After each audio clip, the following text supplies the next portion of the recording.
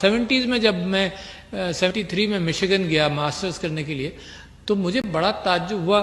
ایک دو واقعات عجیب سے ہوئے. میرا جو استاد تھا ہیڈ آف ڈپارٹمنٹ وہ کہنے لگا میرا ویکنڈ ضائع ہو گیا.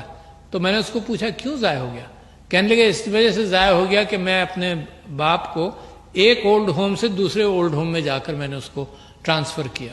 اور میری آنکھیں پھٹی کی پھٹی رہ گئیں کہ 73 میں جب وہ زمانہ آ رہا تھا کہ اس نے کہا کہ میرا ویکنڈ ضائع ہو گیا کیونکہ میں نے اپنے باپ کی یہ خدمت کر دی. برٹرن رسل نے ایک کتاب لکھی تھی, اب مجھے اس کا صرف ٹائٹل یاد رہ گیا کیونکہ 60s میں نے پڑھی تھی, marriage and morals in society. اور اس نے یہ کہا تھا کہ یہ زمانہ جس انداز سے آ رہا ہے اس میں اقدار جو ہیں وہ پیچھے چلتی چلی جائیں گی, ہر شخص انڈیپینڈنٹ ہو جائے گا اور اپنی زندگی میں اور اپنی آمدنی میں اتنا پھنس جائے گا کہ ہر چیز, شادی, خاندان, یہ سب چیزیں چیلنج ہو جائیں گی. ہو چکی ہیں. پاکستان کے اندر ایک قانون پاس کرنا پڑا, ذرا دیکھیے نا, مطلب وہ زمانہ بھی آ گیا. پاکستان کے اندر ایک قانون پاس کرنا پڑا جو 8-10 مہینے پہلے پاس ہوا.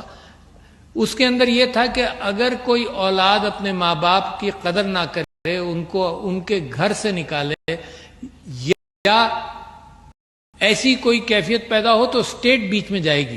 یہ تو معاشرے کا کام تھا. معاشرہ ایسی تربیت دیتا تھا, معاشرہ اہتمام کرتا تھا, خاندان والے اہتمام کرتے تھے کہ بے غیرت تم نے ایسا کام کیا کیوں؟ یہ اسٹیٹ کو تو یہاں جانا ہی نہیں چاہیے تھا. اس کا مطلب there is a change happening in society. اور بچوں آپ تو یاد رکھو یہ چینج جو ہے یہ ذہنی چینج ہے. اس کو چینج کرنے کے, اس کو ٹھیک رکھنے کے لیے دیکھو کمائیں, محنت کریں, کوئی اس چیز سے نہیں روک سکتا.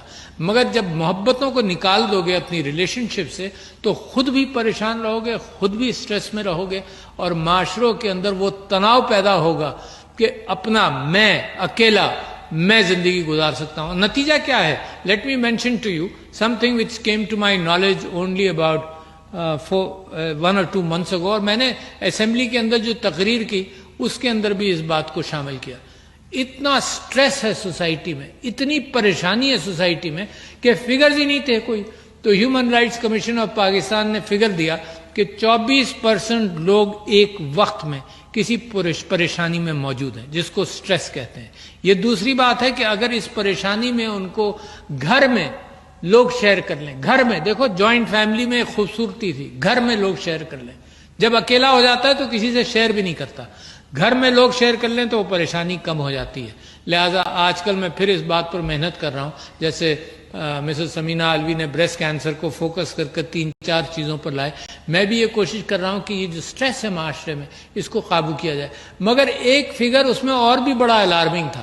وہ الارمنگ یہ تھا کہ کالج گوئنگ اسٹوڈنٹس اور اساتذہ کے لیے یہ انفارمیشن ہے کہ 60 to 80% of college going students are under stress. ایسی کیا کیفیت ہے؟ علم کی تلاش کے اندر یہ ذہنی پریشانیاں کیسے آ گئیں؟ یہ کیسی مشین ہے جس پر ہم نے ان کو ڈال دیا, جس کے اندر یہ مسلسل بھاگتے رہے اور دماغی تناؤ کے اندر مبتلا ہوں. نتیجہ کیا ہے؟ یہ فارمیٹیو ایئرز کے اندر ہم نے ان کی مشین, روزی کمانے کی مشین کے اوپر ان کو اتنی ایکسرسائز کروائی کہ زندگی بھر ایسے ہی زندگی گزاریں گے, صرف روزی کے پیچھے بھاگیں گے. تو یہ بیلنس جو ہے یہ ضرور میرے پاکستان کو اس وقت ضرورت ہے کہ آپ لوگ بڑی محنتیں کریں اور دوسروں کا, دنیا کا مقابلہ کریں, مگر زندگی میں ایک بیلنس رکھنا بھی بڑا ضروری ہے جو میں آپ سے کہہ رہا ہوں. 60 to 80% of students were under stress. اور جو آپ اخبار میں کبھی کبھی خبریں سے دیکھ لیتے ہیں نا کہ ماں نے بچوں کو مار دیا, یہ ہوا, یہ تو صرف وہ بامز ہیں جو ٹپ آف دی آئس برگ پہ جا کر ایکسپلوڈ ہوتے ہیں. باقی معاشرے میں جو کچھ ہو رہا ہے وہ میرے